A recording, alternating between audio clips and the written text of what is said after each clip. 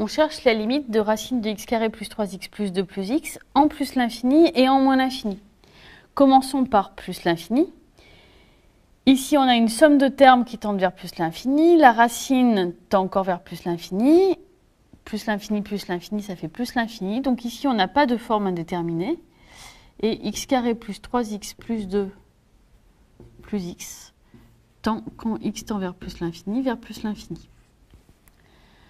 En moins l'infini, on a toujours cette quantité-là qui tend vers plus l'infini, puisque dans le polynôme, ce qui est important, c'est le terme de plus haut degré, qui tend vers plus l'infini. Par contre, on obtient l'infini moins l'infini.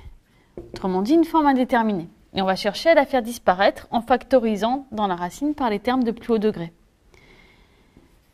Racine de x carré plus 3x plus 2 plus x, c'est donc racine de x carré fois racine de 1 plus 3 sur x plus 2 sur x carré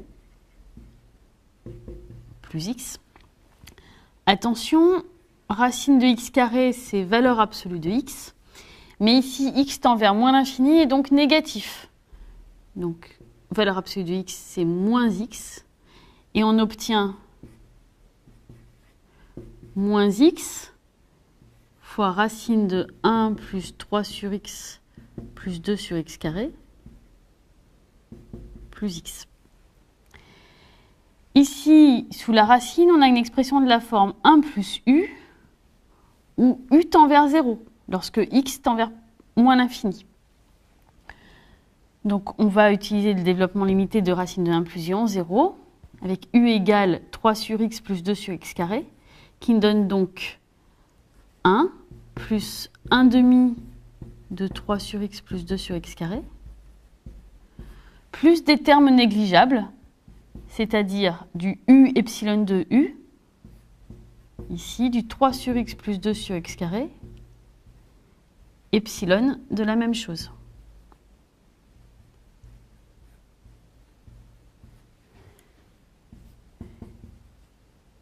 Ici, on a donc epsilon de u qui tend vers 0 quand u tend vers 0, c'est-à-dire quand x tend vers moins l'infini. Lorsqu'on développe, on s'aperçoit que les termes en x se simplifient. Il reste du moins 3 demi plus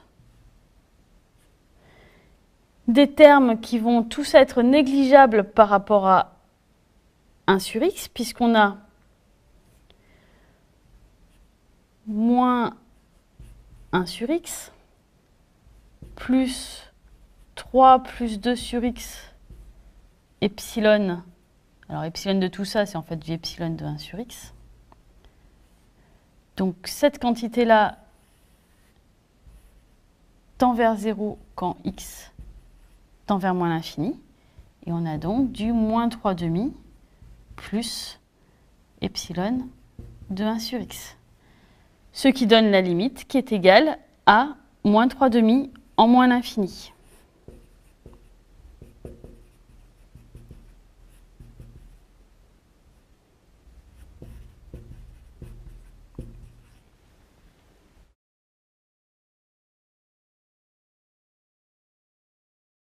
On cherche la limite en 0+, c'est-à-dire quand x tend vers 0 par valeur strictement positive, de arc tangent x puissance 1 sur x carré. Donc attention, ici on a une puissance non constante, donc on l'écrit sous forme exponentielle, qui est sa définition, c'est donc exponentielle 1 sur x carré, logarithme de arc tangent x. Alors on vérifie que lorsque x est strictement positif, proche de 0, arc tangent x est strictement positif, donc le logarithme est bien défini. Évidemment, 1 sur x carré aussi. Donc, on va en fait uniquement chercher la limite. Regardons comment se comporte arc tangente en 0. En 0+. Donc ici, arc tangente, c'est une fonction continue qui est bien définie en 0. Arc tangente x en 0+ tend vers arc tangente 0, c'est-à-dire 0. Et même c'est 0 plus, puisque lorsque x est strictement positif, arc tangente x est strictement positif. Lorsque x est strictement négatif, arc tangente x est strictement négatif. Donc, ln de arc tangente x tend vers moins l'infini. Et on a bien sûr 1 sur x carré qui tend en 0 vers plus l'infini. Alors plus l'infini fois moins l'infini, ça fait moins l'infini. 1 sur x carré ln de arc tangente x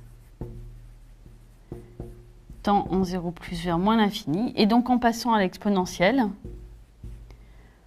on obtient que arc tangente x à la puissance 1 sur x carré tend en 0 plus vers 0.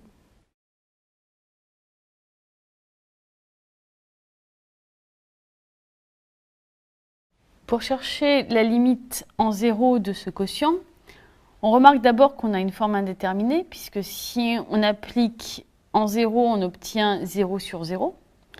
Et donc, en fait, on va chercher un équivalent du numérateur et du dénominateur pour avoir un équivalent du quotient.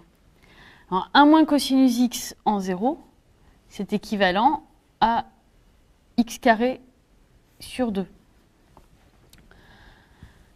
Pour le numérateur, 1 plus 3x à la puissance 1 tiers, moins 1 moins sinus x. On va faire d'abord un développement limité et ensuite garder uniquement le premier terme non nul pour obtenir un équivalent. Alors, 1 plus 3x à la puissance 1 tiers, c'est de la forme 1 plus u à la puissance alpha. Là, la puissance est constante. Le u, c'est 3x, ça tend bien vers 0. Et donc, c'est de la forme 1 plus 1 tiers fois 3x plus 1 tiers, facteur de 1 tiers moins 1 sur 2 fois 3x au carré, plus un petit o de x au carré,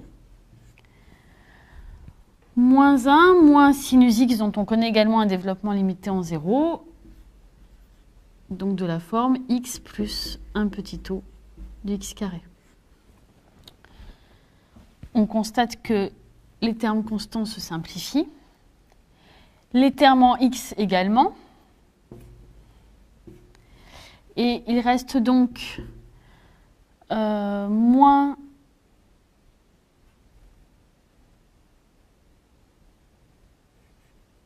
un neuvième fois 9x au carré plus petit o de x au carré, c'est-à-dire moins x carré plus petit o de x carré. Donc cette expression-là est en fait équivalente à moins x au carré. Maintenant, lorsqu'on fait le quotient, c'est équivalent en 0 à moins x au carré sur x carré sur 2. Et donc, cette quantité-là, c'est en fait égal à moins 2, ce qui signifie que la fraction dont on est parti au départ tend, quand x tend vers 0, vers moins 2.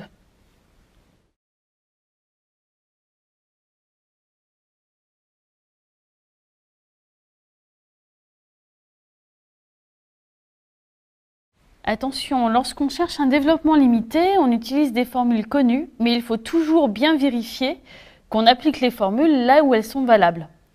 Par exemple, on sait que sinus x est équivalent à x en 0, mais attention, sinus 1 sur x n'est pas équivalent en 0 à 1 sur x. Alors déjà, ce n'est pas vrai parce que 1 sur x tend vers l'infini quand x tend vers 0, alors que le sinus 1 sur x reste toujours compris entre moins 1 et 1, puisque c'est un sinus. Ici, l'erreur vient du fait qu'on aurait voulu appliquer la formule sinus u est équivalent à u, mais cette formule n'est valable qu'en 0. Or, lorsque x est proche de 0, u égale 1 sur x est proche de l'infini. Donc on ne peut pas appliquer cette formule ici. Alors pour vous entraîner, vous pouvez calculer les limites suivantes. Attention, on n'a pas toujours besoin de faire un développement limité.